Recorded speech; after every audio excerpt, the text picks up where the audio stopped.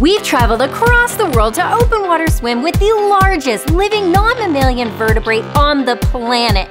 And if you think that's a mouthful, just wait until you see what these guys eat. We're the Lockwoods, and we're traveling the world to experience up close and in person all the natural wonders and distinct cultures that our kids would otherwise see only in textbooks and TV. For our final day in Cebu, we're making our third attempt at swimming with the Philippines' iconic whale sharks. After canceling our first excursion last year, and then coming up empty-handed in Donsol a few months ago, we're really hoping that the third time's a charm as we head into Oslo this morning. Let's get to it. And it's early. It's 4:30 a.m. We're excited. Morning, buddy.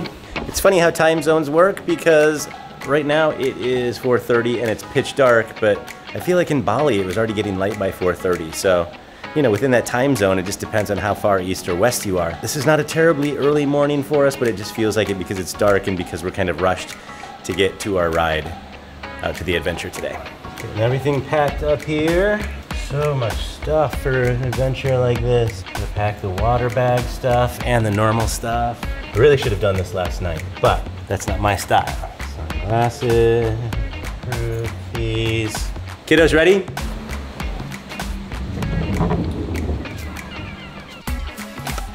Gotta get the kids some breakfast. Our resort, Fantasy Lodge, packed us a sack breakfast this morning, and I think it's just some breakfast sandwiches, maybe some fruit. Well, the roosters are crowing, so we know it's time to be up anyway. The kids did a pretty incredible job of getting up this morning, considering pretty early for them. We got breakfast, but no coffee for me yet. I'm gonna have to find some. Oh wow, look at this. This is a new vehicle. The sun's starting to come up. We're at a little town. This is a tight squeeze. It's a 20-minute drive to Oslo, and this town seems to be awake, more awake than we really still are. I'm super awake, FYI. I need coffee. I can't even, my brain's not functioning until I have coffee. I'm not the only one in the world who feels that way about coffee in the morning. All right, I'm gonna pick up the slack because I feel great. It's important for us to note that we actually had this adventure booked when we came here our very first time in the Philippines last year. And once we made it to Cebu, we decided not to. We started to see a little bit of chatter online about how they chum the whale sharks here to attract them. And some people aren't really okay with that. So we nixed this particular activity, did our Cebu City street tour episode instead.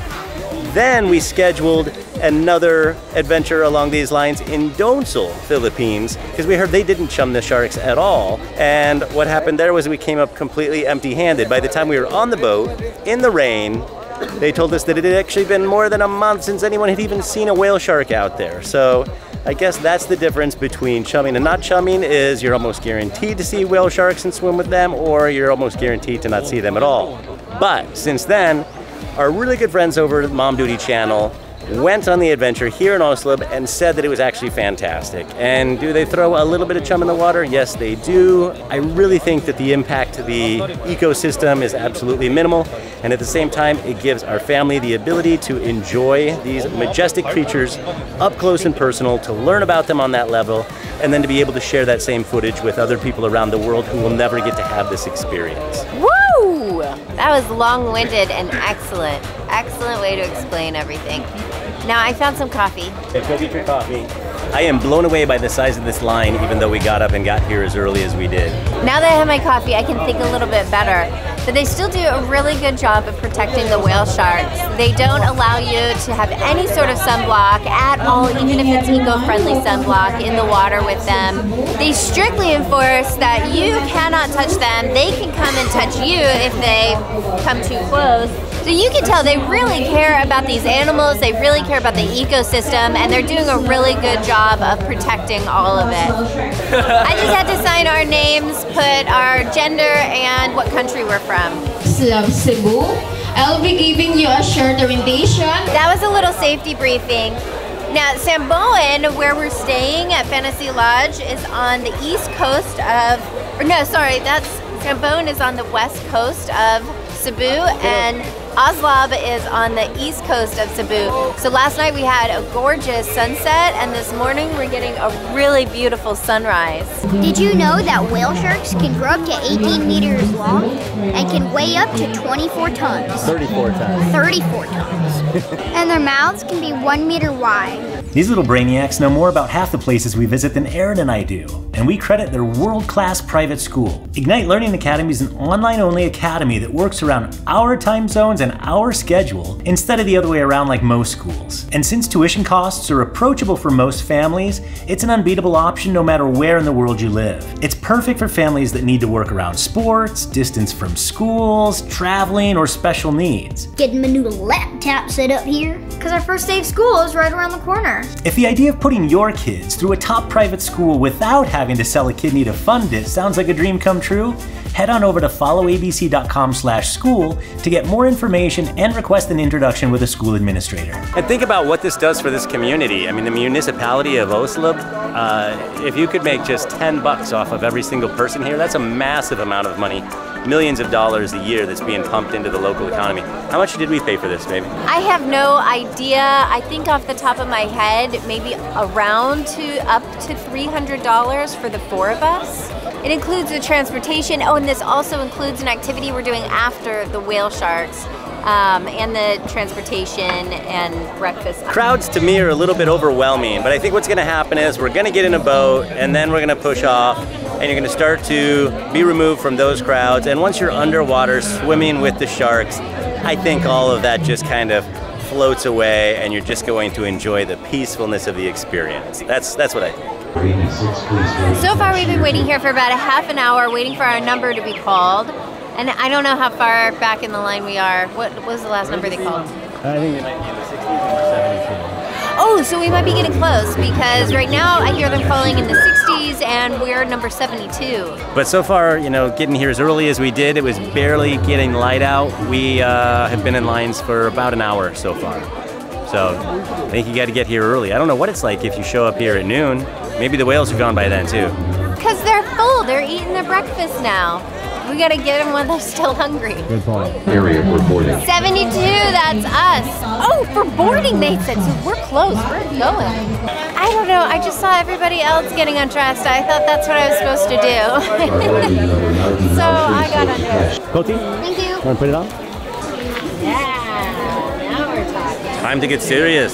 Cool, are you excited? Yeah. I wonder what they chum with because I'm pretty sure that the whale shark's natural meal is kelp. Their natural meal is zooplankton and small fish. I meant plankton when I said that. I don't know why I said kelp. I think you were thinking not kelp, but help, because the small fish, when they're getting eaten, they go, help, help, help. And it sounds like kelp. You happy, bud? Yes. It's happening! Take care of your camera. Yeah. Morning, ma'am. Super wet. Good morning, sir. I don't even know if they're showing one of the whale sharks.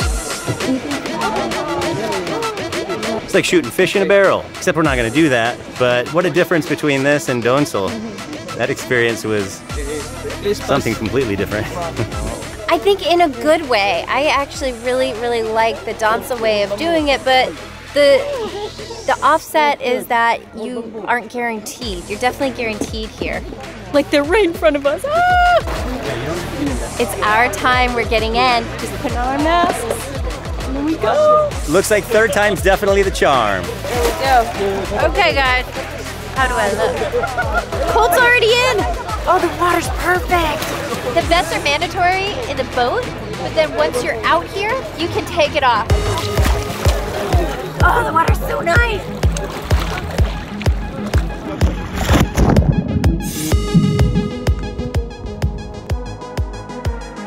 Don't let their names fool you. These massive creatures aren't whales at all. They're actually world's largest living fish. And the world's largest sharks too. We love getting to see them up close because they all have unique spots and patterns on them. They're like fingerprints because they're different on each individual shark. And since they have the same lifespan as humans, you could potentially see the same whale sharks if you come back for multiple visits. But there'll always be new sharks in the water each year because females actually produce eggs that hatch inside of them and they give birth to up to 300 babies at a time. Unfortunately, most won't grow up to be adults. The most fascinating fact about whale sharks is they have tiny little teeth on their eyeballs called dermal denticles. They are the only vertebrates with this feature. In case you don't know what a vertebrate is, it's an animal with a backbone. Wow. 1 more. 1, 2, 3. That was so cool. They are huge. I actually didn't expect them to be quite as big as they were, but their mouths open up so big because they're chasing that chum, and they come so close to you because they are not afraid. They're just after that chum. Touch you? No, we're not allowed to touch them. No, but did they touch you? Well, no, because you have to back away if they try. Okay, one touched me, or 1 or 2. Yeah, the kids are better at this than we are, probably because they're more nimble and they can swim faster, but the tail caught my leg at one point. Tried to stay away from them as they got close, but they swim faster than us, so it was difficult at times. You excited to discuss that with Nia since she just did it? Yeah. The water is such a deep blue color out there, the deeper you get, and so the further away they are, you can't see them at all, and then they kind of just appear right in front of you, it seems. We need to use these freshwater showers over here and rinse the salt water off of us. Can I go first? I have jellyfish things all over my chin and I want to wash off. Are you that miserable, buddy? It's so cold. Well, we're not done yet. That's just the first part of the day. So we're gonna get back in the van and head to the next little excursion. I wonder if we even get in the van because I can see our next little excursion from there. From here, it's right out there. Across the street. They just booked it, our guide, so we're trying to keep up. I was wrong. We're getting in the car. Just got dropped off at a dock, which makes more sense because we have to take a boat where we're going. We have our extra water, got our gear, and we're just following instructions. We're going wherever they tell us to go. I just got a ton of more information. So our lunch is included in the packet, but we have an allowance. It's included like up to a certain amount. So I think we order a la carte at the restaurant. There's so many activities on here we'll show you once we get there. Now we're gonna go and catch our boat and head to Sinlog Island. The whole island is taken over by these activities. We're gonna have a lot to do there. Get on the boat. It is 8 a.m. and we're gonna be spending several hours before there's gonna be a boat back. And there's a lot to do. Hello. Yes, sir. It's gonna take a while.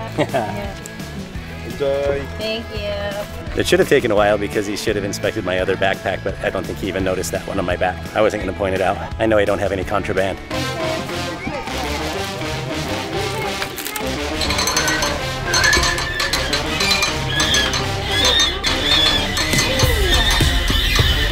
Pretty neat, the way it like swings around the bridge. So we're pushing back, heading out.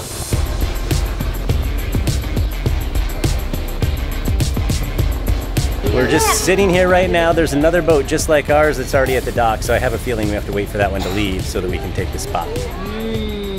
Very wise observation. Phil might be right here. Unagi.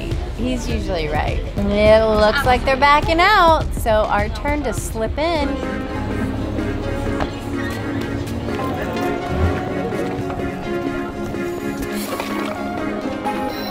Right when we get off the boat, there is a resort here, so you can actually stay on this island. But we're going this way. We're just following the signs and the people. And we have to find some food. Phil hasn't even eaten yet. Starving. This way, restaurant. Found the bar. Oh, and the restaurant is pointed this way. Oh, actually, I see one right there. So 2 restaurants here. The one over here is only for the in-house guests, people who are staying on the island.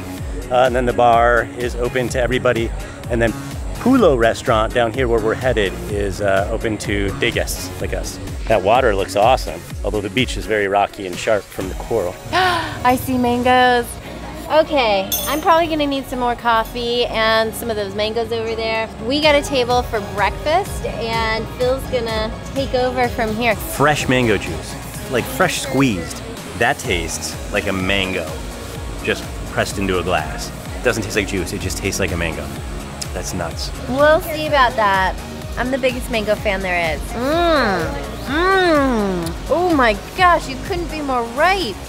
And it's almost like that perfect, like chunkiness in there. Like it's not chunky, it's just like slushy. Oh, it tastes really like I'm biting into the fruit. I got fresh pineapple juice, 80% foam. Finally getting a proper meal, a proper breakfast, and I know Phil won't be so hangry anymore.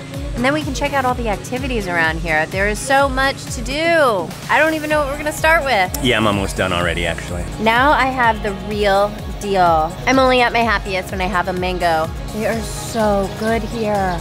All right, we're fueled up. What do you guys want to do first? Kayaking. No, the cave. The cave. They have a cave and a grotto on this island. Let's go find it. The cave is on the trek trail, so I think we follow this path and just look for the signs. I feel healthier when we're traveling because of all the activities and excursions and walking and snorkeling and climbing, all the stuff that we do.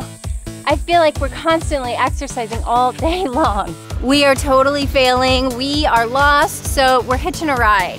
Cheating a little. We have no idea where we're going, so we just asked some people, they're like, how about if we just give you a ride? And they're like, yeah, that sounds good. So we're gonna take a little shuttle. Much easier. Let's see if they pass where we tried to go. Was that it? Yamashita Cave. According to legend, Japan looted Asia before and during World War II. The alleged looted treasure was named after Japanese general Tomoyuki Yamashita, also known as the Tiger of Malaya. What? What? What is it? No, come here. There's a massive spider. It's Gina Massive spider? Oh, let me come right in. Colt says there's a massive spider in there. Here we go. Oh my God. Colt's right. Another one. Where? Oh no, it's in the shadow. Creepy, creepy. Well, I guess that's spider marks as far as the Lockwoods are going. But the interesting thing about these caves, they were created because before and during World War II, Japanese looted the Philippines and had ships of treasures, and the Americans actually bombed the Japanese ships. And when they started to sink, they tried to save as much of the loot as they could, and they hid it in caves just like that one. If I had to choose between using a cave like that to survive out in the wild or just having to live out in the open, I would live out in the open. Because of the spider? I don't do spiders. Or snakes. Or snakes. It is so hot and so humid, we're gonna go do something way, way cooler. Like totally cool, man. It's gonna be so cool to be groovy. Ooh, the water's so cool. Woo!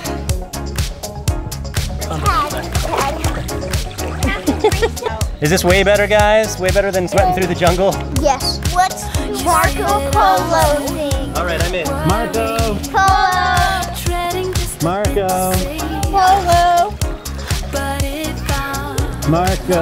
Polo! Marco! Polo! Marco! Polo! Marco! Enough pool time. I want to go play in the ocean. We're gonna do some snorkeling. Oh, look at this beach. It is all coral. I'm so glad I still have my flip-flops on. This would be hard to walk in. This is like walking on a mound of Legos. I feel like I'm being home alone. Ow! Woo! There's trash everywhere.